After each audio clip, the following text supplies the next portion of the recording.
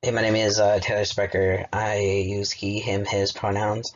I am an EMT in Oregon. I'm also the owner of Taylor's Transgender Patient Awareness LLC. I began this training in 2016 when I was recovering from my top surgery. I was frustrated that there wasn't anything geared towards first responders or emergency room when it comes to the care of transgender patients. Upon completing this training, you'll be able to learn terminology associated with transitioning. You'll learn the DSM and WPATH criteria for gender dysphoria, learn how to ask pronouns, how to ask questions regarding gender at birth, legal name change, and if they've had any surgeries, medications associated with transitioning, and a brief overview of possible surgeries and items that a preoperative assigned female at birth and assigned male at birth can have. You'll have a chest pain scenario, abdominal pain scenario, male to female vaginoplasty scenario, and I will go through how to give a pre-hospital report, how to do a cath lab activation, trauma team activation, and just a regular report to the hospital. Transgender patient care begins with using the chosen names and pronouns. The pronouns could be they, them, he, she, z, zer. Whatever the pronouns are, do your best to use the pronouns that the patient prefers. But if you mess up, just correct yourself and move on. It's okay. Just don't make it a big deal. The three different ways that somebody's transitions is socially, which is that's coming out to your family, your friends, your coworkers. I came out as a lesbian at the age of 15 and came out as a transgender male in 2012. Then medically transition, that means that you have surgeries. So I had my top surgeries June 2nd, 2016. I had my hysterectomy January 2nd, 2018. And for me, that marked the end of my medical transition. Some transgender people, they'll be on hormones or they won't be on hormones. They'll have surgery or they won't have surgery. But whether if they're on hormones or no hormones and no surgery, it doesn't make their identity any less valid. And then the legal transition, that is changing your name with a court order. For me, I filled out my own paperwork. I went to the Clackamas County Courthouse, and they have a procedure where you file the paperwork, but then the initial, in the beginning of the process, you have to go downstairs and put your name change up on this board. And if somebody disagrees with you changing their name, then they can make a complaint with the court, which could then make you go and actually have a trial and see a judge. For me, I didn't have to do that, so I was on the board for 2 weeks. Then I went up and gave it to the court recorder. They filed it to have it signed by a judge. That process took about like a week, and then after the judge signs it, then you go back to the recorder and turn in this other piece of paper, but then take that downstairs where the initial paper went, and this time it goes on the right side instead of the left side. And the whole process usually takes about, I don't know, 4 weeks, but once that's done, then you take it up to the recorder and they're basically, congratulations, you're Taylor. And so if somebody hasn't legally changed their name, still use the name that they use.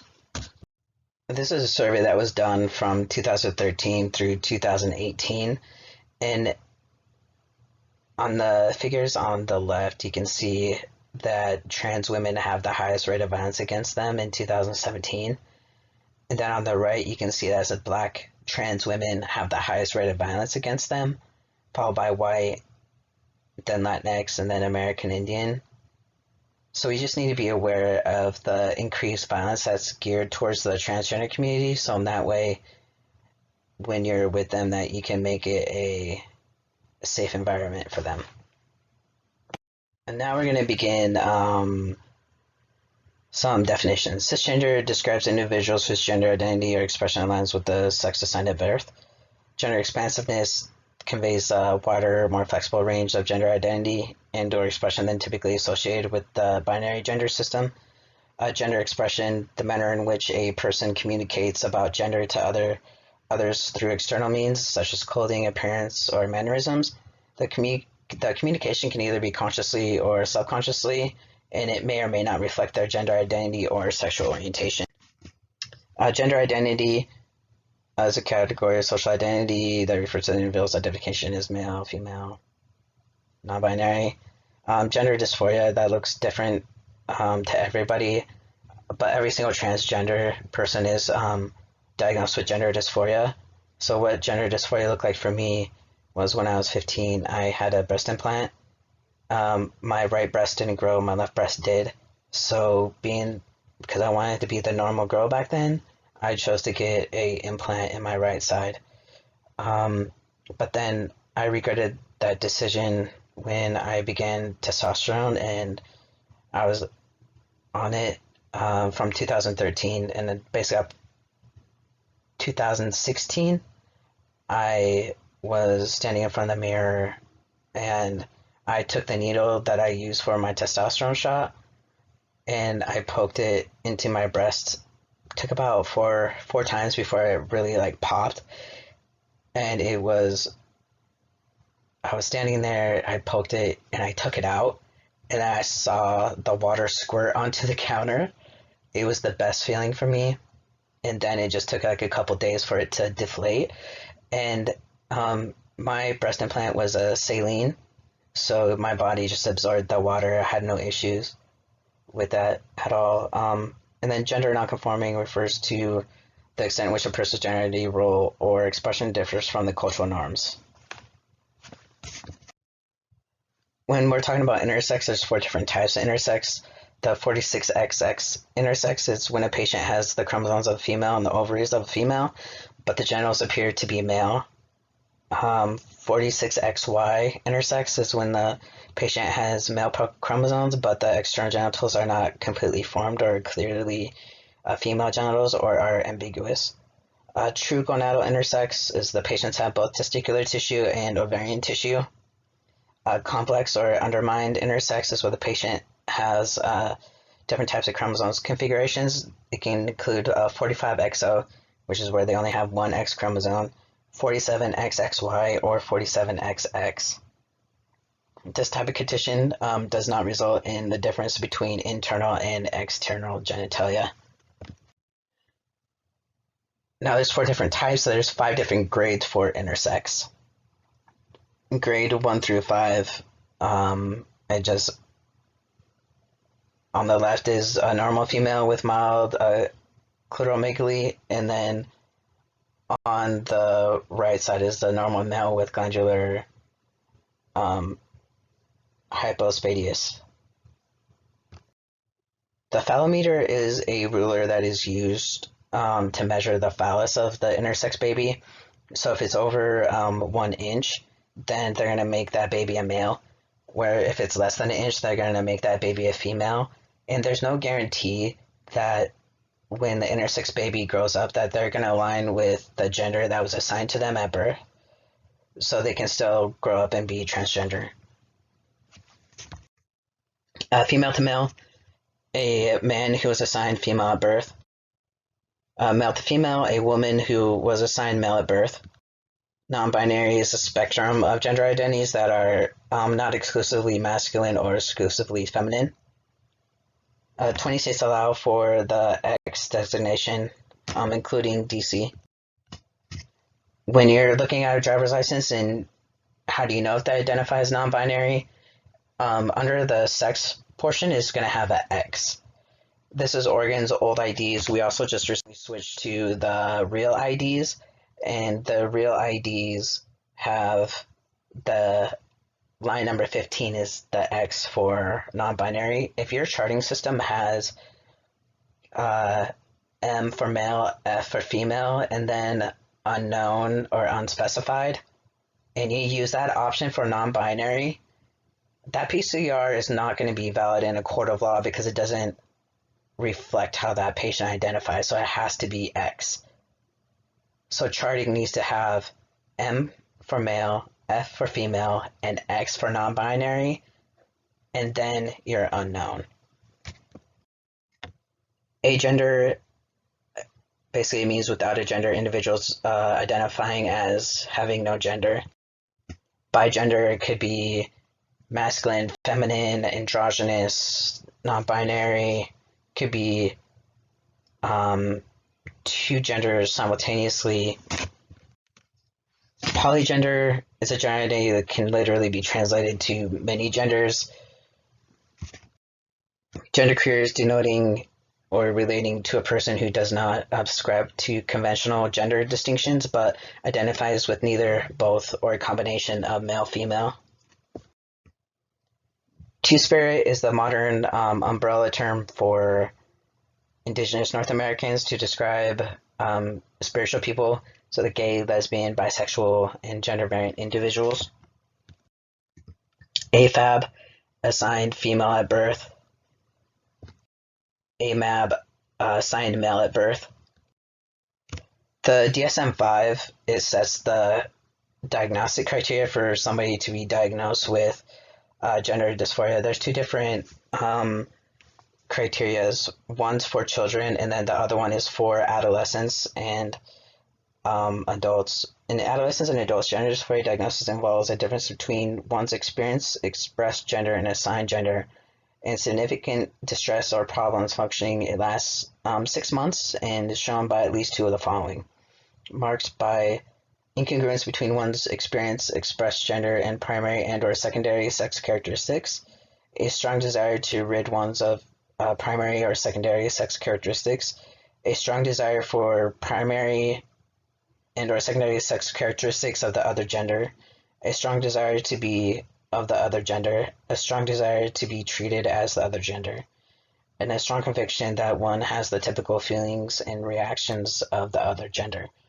Now, the criteria for children, in children, gender dysphoria diagnosis involves at least 6 of the following, and an associated significant distress or impairment in function lasting at least 6 months, a strong desire to be of the other gender or insistence that one is the other gender, a strong preference for wearing clothes typical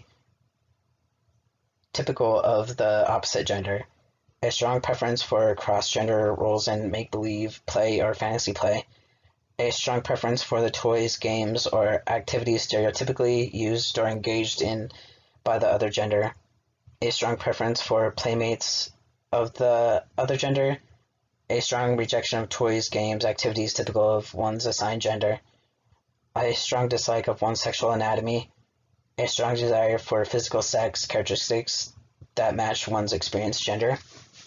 And now, if your child comes out and say they're talking to the therapist and they say that they have gender dysphoria, does that mean that your child is always going to identify as transgender?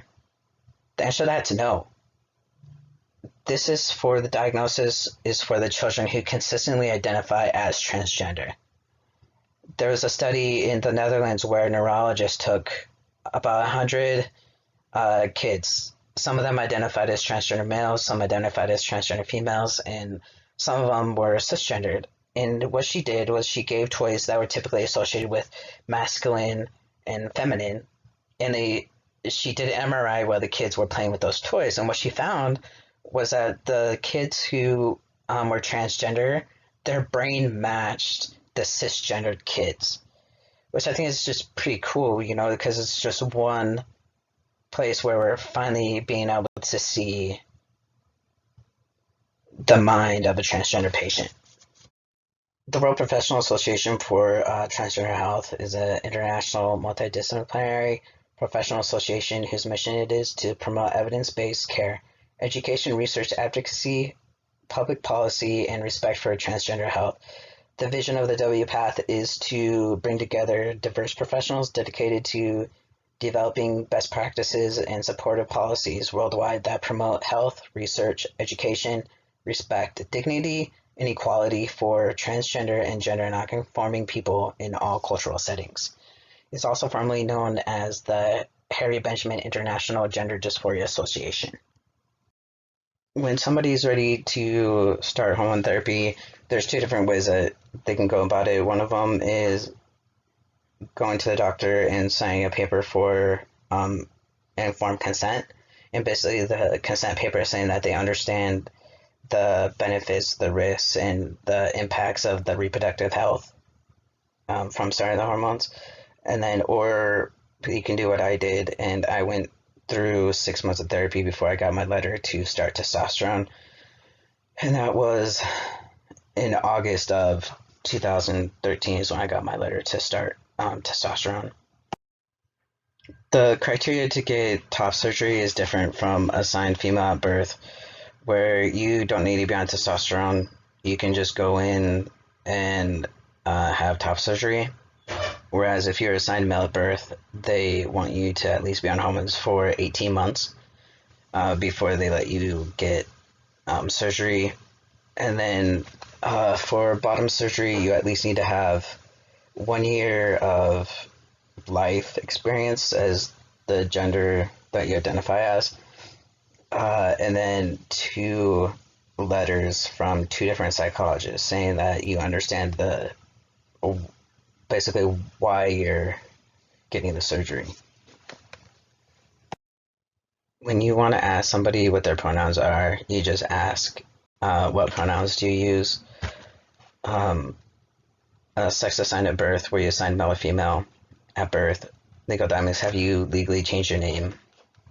With the court of law, every county, every state is going to be different for the process that they have to go through. Then for adolescents, have you told your family that you're transgender? Because we don't want to out them.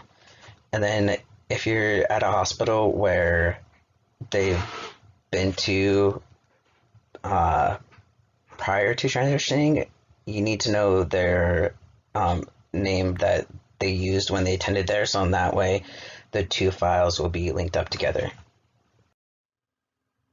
For a teenager who has come out as transgender and they get put on puberty blockers, there's 2 different ones. The leuprolide acetate, it's a depot injection that lasts 1 to 3 months, or histone acetate, which is an inch-long implant that lasts 2 years. So really, it's one of the 2 that they can be on.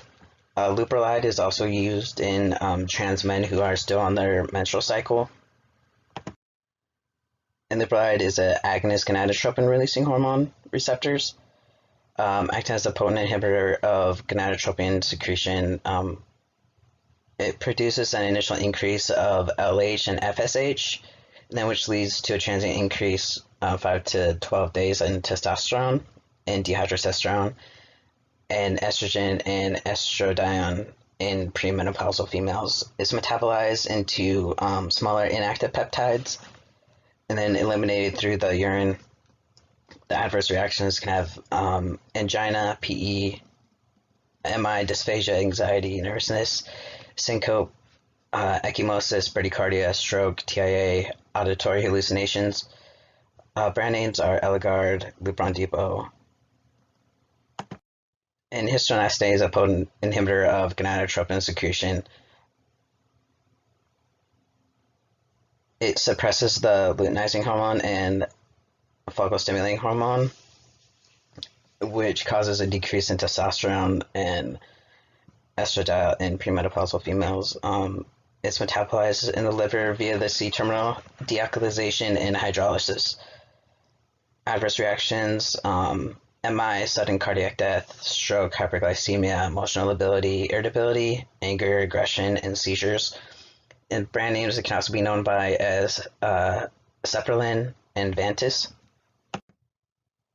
The assigned male birth medications are estrogen, spironolactone or progesterone, and finasteride. As the different medications become to use, we'll add the different medications into this training. So estrogen is responsible for the development and maintenance of the female reproductive system and secondary sexual characteristics. It's metabolized in the liver. Adverse reactions, edema, hypertension, CVA, dementia, headache. One thing with estrogen is that it can mask migraines and it can exacerbate asthma. Brand names, Allura, Climera, Depo-estradiol, estradiol. The changes from estrogen, there's permanent changes where the breast will develop, it'll enlarge the nipples and can cause stretch marks. The temporary changes is the redistribution of fat, reduced muscle development, decreased libido, changes in the texture of the skin, significantly reduces and lightens the body hair. Ocular changes, the lens of the eye can change in curvature, a reduced gonadal size, less prominence of veins, possibly hair growth in balding areas, eyebrow hair becomes less bushy. Spironolactone competes with aldosterone for receptor sites in the distal renal tubules, increasing sodium chloride and water excretion while conserving potassium and hydrogen ions. It's metabolized in the liver to multiple metabolites. The adverse reactions, vasculitis, ataxia, confusion, headache, lethargy, hyperkalemia. Just the dose alone of spironolactone can cause hyperkalemia. So when you're doing a 12 lead and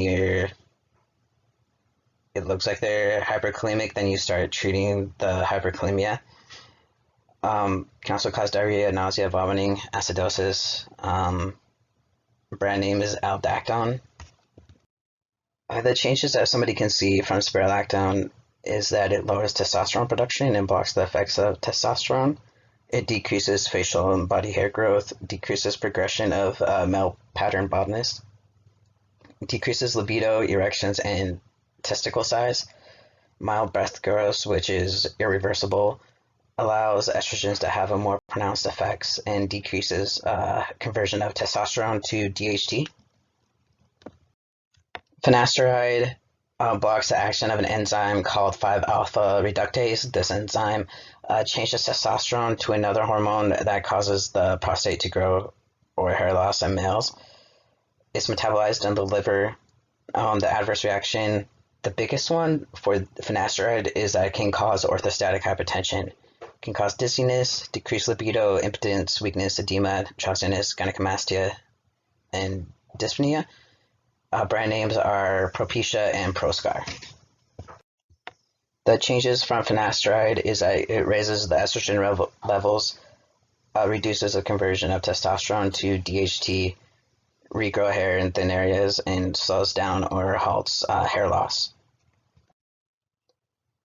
Assigned female at birth medications can be testosterone.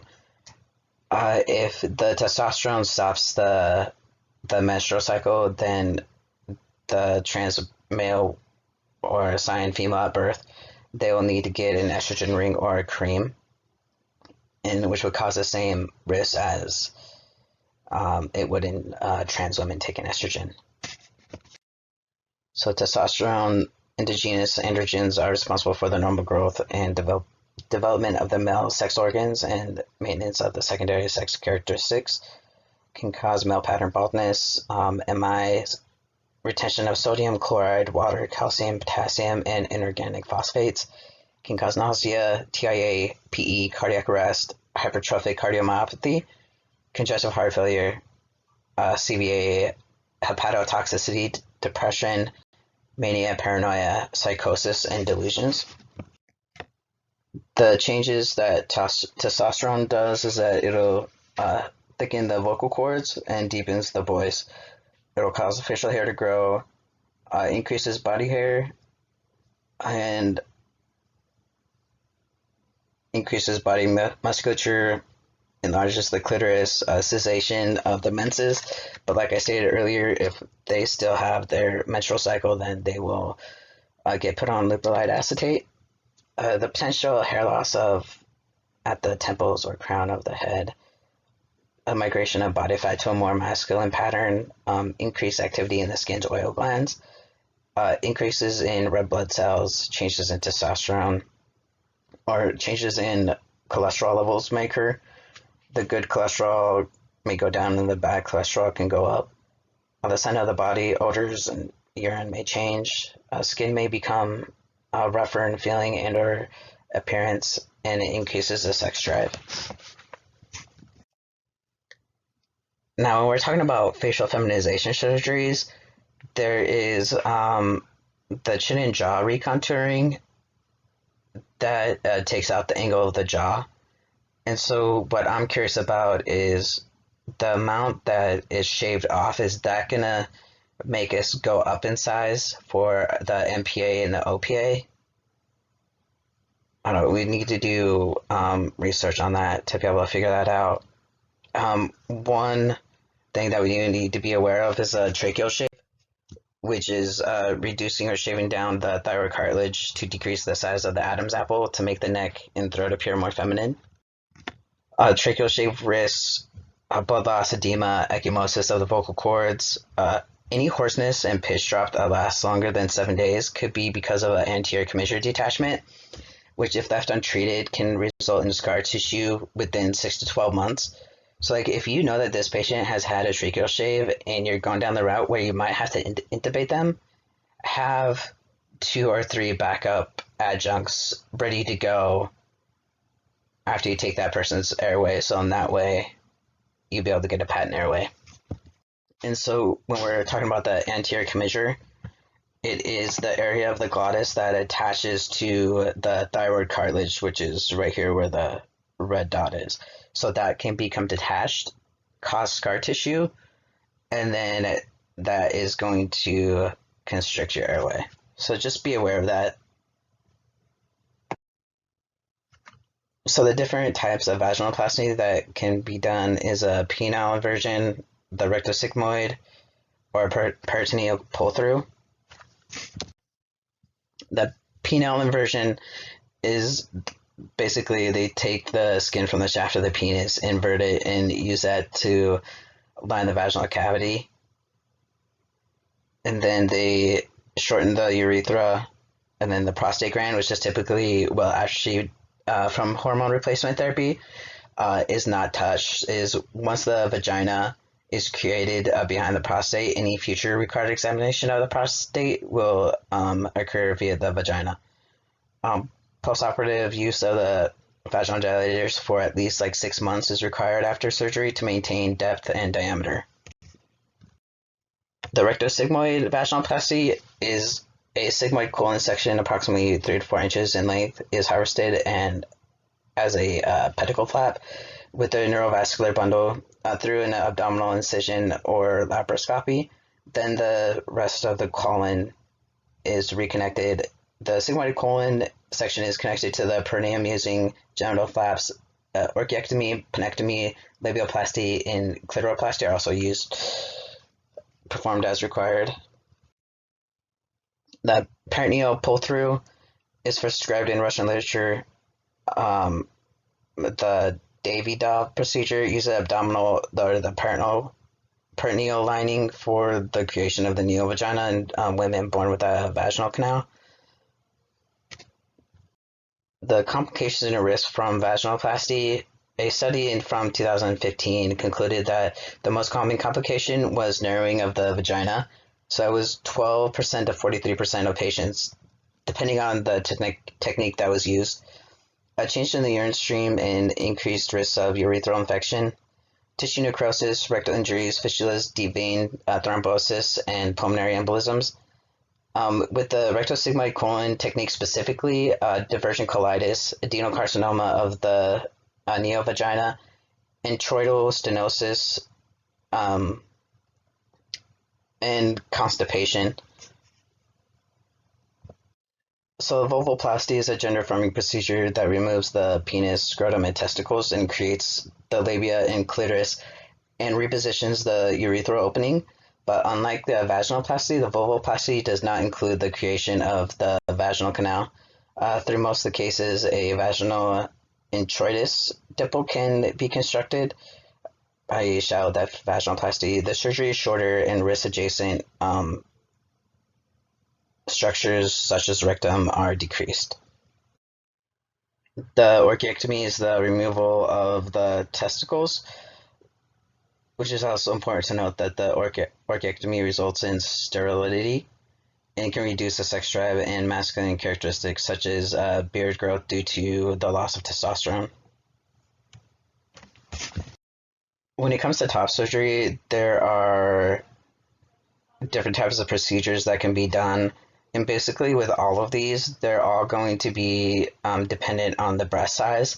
So the double incision with nipple grafts, the buttonhole technique, and the inverted T&T anchor are all bigger breasted procedures, and the periareolar keyhole and minimal scarring are for the smaller breasted people. So my top surgery was on June 2nd, 2016, and the top pictures are of me. The one on the left is me just getting out of the hospital. I went into the surgery about 7-ish, and then by 11 o'clock I was already at home. Then the next one is 1 week post-op. You can still see the swelling and all of that, and then down below is what the nipples will look like up close.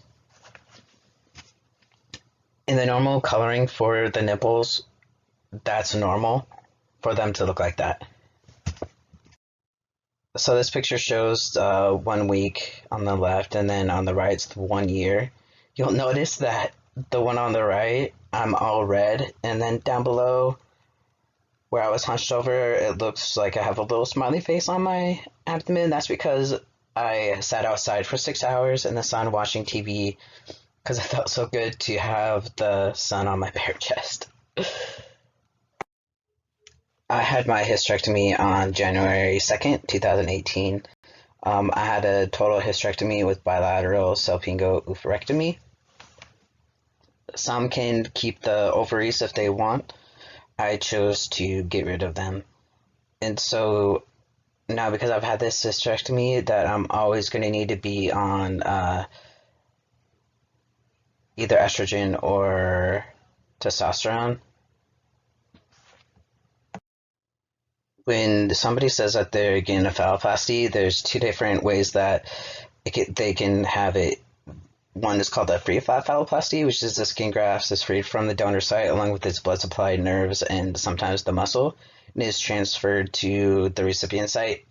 Free flap phalloplasties technique typically include microsurgical nerve connection, providing a sensate penis with erotic and or tactile sensation, or they can do a pedicle flap phalloplasty, which uses a skin flap that has one end left attached to the donor site and the other transposed to the new location, keeping the pedicle intact and retaining the blood supply.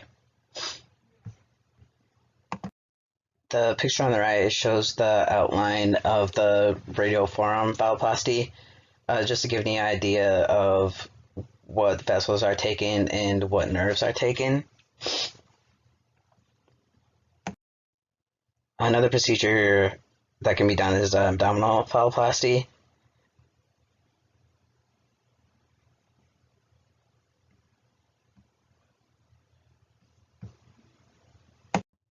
The benefits of abdominal phalloplasty is that it conceals the graft site. There's no secondary graft that's usually required.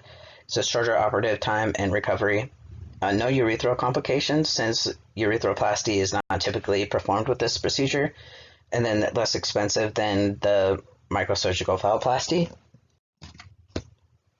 This is the musculocutaneous latissimus dorsi MLD flap. It utilizes part of the back muscle and includes the thoracodorsal vessels and nerve. The blood supply is connected to the femoral artery and saphenous vein, or the deep inferior epigastric artery and vein, while the nerve is connected to the ilioinguinal nerve. Another one is a anterolateral thigh flap, which is made of the skin, fat, and the fascia. The descending branch of the lateral femoral circumflex vessel supplies the blood to the flap, and the lateral femoral cutaneous nerve provides innervation. This flap can either be a free flap or a pedicle flap. It just depends on what the person prefers.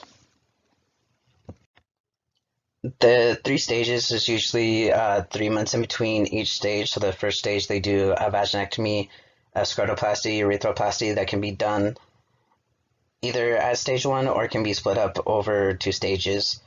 Glandsplasty, testicular implants can be done as stage 2 or 3, and then stage 3 is the rectal implants. But so in order to go, you have to make sure that about 3 months in between. The risks of phalloplasty include urethral fistula, urethral stricture, flap failure and loss, wound breakdown, pelvic bleeding or pain, bladder or rectal injury. And then when we're talking about the donation site risks is unsightly scarring or discolorization, tissue granulation, decreased mobility, bruising, decreased sensation, and pain. When the glandsplasty is done, there's a few different ways that it can be done. They can have the Munowar's procedure, and that's a circumferential skin flap is raised distally about 5 millimeters in the width and folded back on itself and create a coronal ridge. Or there's a Norfolk procedure. It refers to the interposition of the skin graft in the Munowar's procedure. It creates a more normal neoglands and as assessed by patients themselves and by surgeons. Split thickness skin graft produces a more normal looking coronal sulcus than a full thickness skin graft. Metoroplasty takes advantage of the testosterone-induced growth of the clitoris and includes lengthening and straightening of the clitoris to create a neophallus, urethral lengthening to enable voiding while standing, and scrotal reconstruction with insertion of testicular prosthesis is often performed in one stage. The simple metodoplasty is the release of the testosterone-enlarged clitoris phallus from the labia minora. The release hood is sewn along the midline undersurface to fashion a convincing male penis. The penis is bulked by use of the labial subcutaneous tissue and levator musculature. A ring flap metodioplasty uses a flap of tissue from the anterior vaginal wall along with the labia minora to create the urethral extension instead of the tissue from the mouth. Additionally, the clitoral chordae is released. The result is a lengthened phallus with added girth and the ability to urinate while standing. Now that you understand the process that it takes for somebody to transition, now I'm going to tell you about how to provide emergency care to a transgender patient. If they just have a broken arm, treat the pain, ask about pronouns, ask about legal name change, it's not appropriate to ask about any gender affirming surgeries because it's not pertinent. When you're doing a trauma assessment on a preoperative transgender patient, there's going to be some items that I want to expose you to here, so in that way when you're out in the field that you're not going to get stuck on the fact that you see what you're going to see. When a transgender female hasn't had a vaginoplasty yet, they do a procedure what's called as tucking. And the two images on the right, it shows some gaff underwear is where the phallus of the penis gets inserted and it gets pulled back up into the butt cheeks to conceal it. And then the testicles will go up into the inguinal canal. Now, if somebody doesn't have a gaff, they could use surgical tape, duct tape, or pretty much anything to keep it concealed. But when you're doing the trauma assessment and you see this, you do not want to remove the tape. Allow the patient to do that. When doing a trauma assessment on a preoperative trans male or a non-binary assigned female at birth, you can find what's called binders, and basically they conceal the breasts.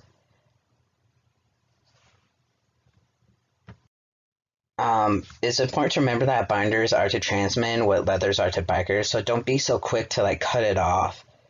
Ask if they can remove the binder. It doesn't matter how much pain the biker is in, he will remove his leathers before he will let you cut them. I know in my area we have 1%ers, and I've been on scene where it's been an injured motorcyclist and they've been like, heck no, you're not going to cut my leathers. And the binders are made out of nylon and spandex. Some possible complications from binding is that it can cause broken ribs, shortness of breath. When they inhale, They can feel a sharp pain in their shoulders. Um, it can even cause a pneumothorax. Now, this is a packer to give the appearance of having a male phallus. It could be like this, a harness where it's just sitting, or it could be an extra pouch inside the underwear, or it could be also what's called a stand-a-pee. In these, the transthetics are the stand-a-pees. It shows the different colors that they come in. I personally have one of the STPs, and the very first time I used it, I was actually able to use it without peeing all over myself. But then when I went to Hurricane Michael and got assigned to Bluntstown EOC, we were doing 911 calls for that county. It was really dark and we stayed inside a school. And I was like, oh yeah, I'm gonna go up to the toilet, I'm gonna pee. But then I'm standing there and I'm peeing. I'm like, why do I not hear sound going into the toilet? And I realized I was filling it up, but I didn't have it lower enough to go out. And so I ended up like pissing all over myself, which is okay. It happened, I learned. It only happened once, thank goodness. Because the packer and the STP create a bulge in the underwear, checking priapism will not be an accurate assessment for a spinal injury in a assigned female at birth patient. It's important when making your initial trauma system entry is that you want to state that the patient was assigned male or female at birth, but they don't identify with that. Now we're going to do a chest pain scenario. You arrive on scene to a transgender male having chest pain. Do you think it matters to what you set the monitor to? In order to get the correct axis of the heart, meaning the general direction of ventricular depolarization during ventricular polarization, you need to ask, was the patient assigned male or female at birth?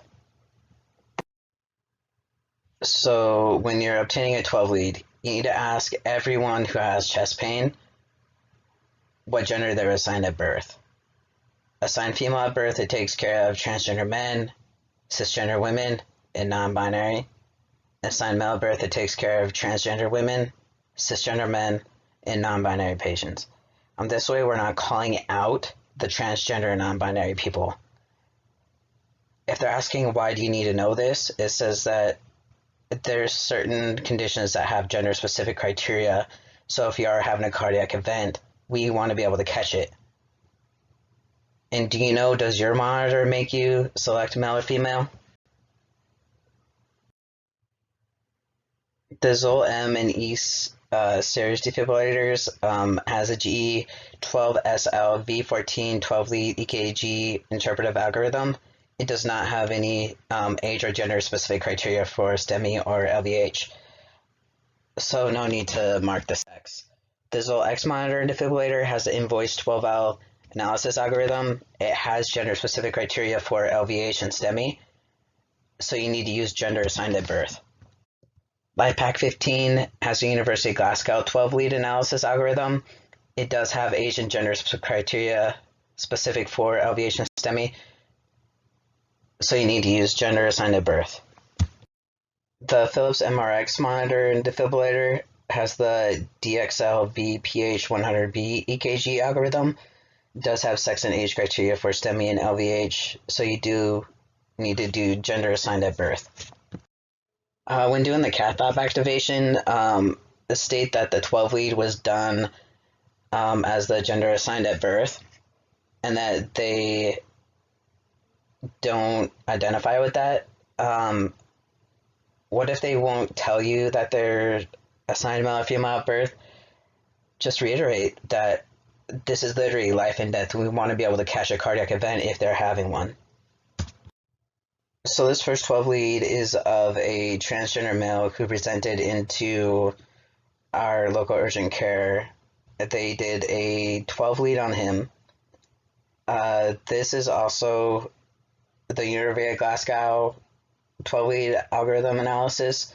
that used to interpret this EKG. You can see the P wave is 44 degrees, the QRS wave is 52 degrees, and the T wave is 45 degrees. So the next one, this is of a LifePak 15, and it has the same algorithm as the first one. The P wave is 66, the QRS wave is 78 degrees, and the T wave is 39 degrees. So the difference between the male and female axis of the heart, the P wave has a difference of 22 degrees, the QRS has a difference of 26 degrees, the T wave has a difference of 6 degrees. The sign female at birth axis of the P and QRS is greater than the sign male at birth, while the T wave axis is greater in a sign male at birth than a sign female at birth. In left ventricular hypertrophy, the EKG criteria for diagnosing the right or left ventricular hypertrophy is very insensitive.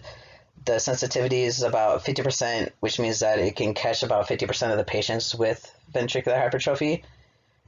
Cannot be recognized by the EKG criteria. However, the criteria is very specific. It has a specificity of 90%, which means if the criteria is met, it is very likely that they have ventricular hypertrophy is present.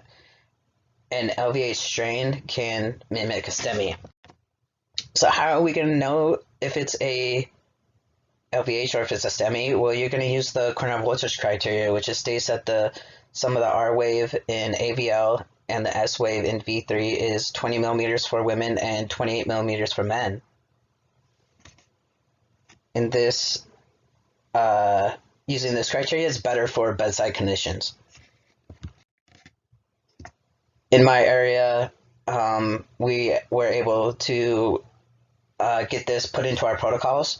So when somebody is having a chest pain, we have it in there specifically for a transgender or non-binary patient, use sex assigned at birth for the computerized interpretation. Another spot where we have this language is after successful ROSC, then when you're doing the 12 lead, you're going to do it as the gender assigned at birth. In universal patient care, for us, if there's any uncertainty exists about the gender of the patient, ask for and use the preferred pronouns. In certain conditions, such as abdominal pain, you may also need to ask about the menstrual history.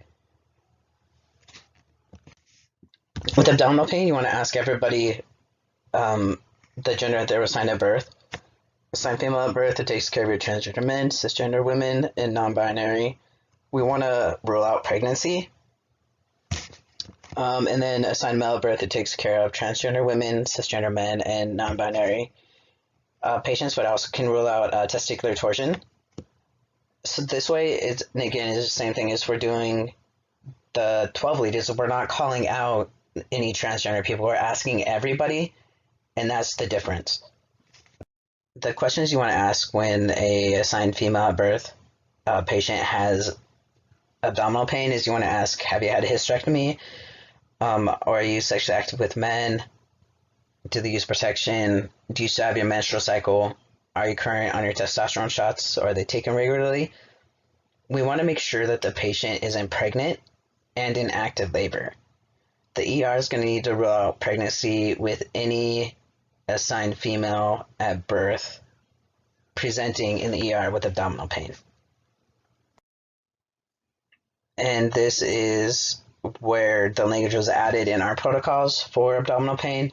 It says for transgender non-binary patients, ask about the presence of intact reproductive organs or consider gynecological, i.e. pregnancy issues, or urological with testicular torsion related complications in our differential diagnosis. This is where we got it put into the protocols. Vaginoplasty, if a trans woman is bleeding out from splitting sutures, you need to place an abdominal pad for pressure to be able to control the bleeding. Any combat gauze will cauterize any viable tissue that can be used for a graft, so it's imperative to use the abdominal pad. Definitive care will be at the hospital where the surgery was performed. So in your area, you need to be able to figure out where the vaginoplasties are done, where phalloplasties are done, the hysterectomy, orchiectomies, and top surgery, because even if you have somebody from out of the area, you need to know which hospitals are capable of treating this patient. When you're doing just a regular transport to the hospital, it's not a trauma system entry or a cath lab activation. Just use the pronouns that the patient prefers. It's noted you don't need to say that they're transgender during this initial report. So an example is somebody 35 and around with a 38-year-old male complaining of abdominal pain. Blood pressure is 146/94, heart rate 110, sinus rhythm. GCS of 15, 18 gauge IV established with 100 mics of fentanyl on board. ETA 20 minutes, 70 questions. And now the patient that you just gave the radio report to, you guys now arrived to the hospital. And when you're giving a report to the nurse, this is where you state that they are transgender. So an example, this is Taylor. He is a 38-year-old transgender male complaining of abdominal pain. A patient stated that on January 2nd, he had his total hysterectomy. Yesterday on 4/28, he stated that he and his partner had penetrative sex that was rougher than normal. During the day, the patient was slowly developed abdominal pain. During the night, the patient wasn't able to sleep because of the pain. When the patient woke up this morning, the pain was 10 out of 10 and positive for rebound tenderness. So this would have been as if I took the ambulance to the hospital, but in reality, I drove myself up to the gynecologist where they did an exam, and they thought that I might have had like a vaginal cuff tear. And since my hysterectomy had just been 4 months, they did the exam and they felt my vaginal cuff was intact, and so I had to go to the ER. When I had a CT done, they found that my sigmoid colon was inflamed, my ileum was inflamed, and I had fluid in my abdomen. And so they had to call the on-call gynecologist to come in, and they were going to do surgery, and they called the gynecologist in, so in case there was an injury that could have been because of a hysterectomy, that they would have been able to fix it. Needless to say, I never did end up having surgery. I was admitted into the hospital. I was put on antibiotics, and then I ended up going and getting a colonoscopy, and they saw that I have a fistula in my upper sigmoid colon that hasn't been fixed, but it's okay because I haven't had any issues, so there's no reason to fix it. When asking somebody about a legal name change, you just ask, have they legally changed their name? If yes, then you want to ask, have they been to the hospital since they've legally changed their name? If we're asking that, is because they need to be able to link the new name with the old name so that the complete medical history is there. When you're charting in the patient demographic, you want to put the name and gender that's on the government issued ID. The gender, the reason why you want to put that is because if you were to use the name that they preferred and you try to submit that for billing, and then the billing tries to bill their insurance, it's going to come back denied, and it's going to cause even more stress on the transgender patient from now that they're getting a huge hospital bill or a huge ambulance bill. And transgender goes in the medical history. In the narrative, you want to make a statement that the patient goes by Taylor, uses male pronouns, and going forward, I would refer to the patient as that. So in that way, you're creating a chart that's going to reflect how the patient identifies. So key takeaways.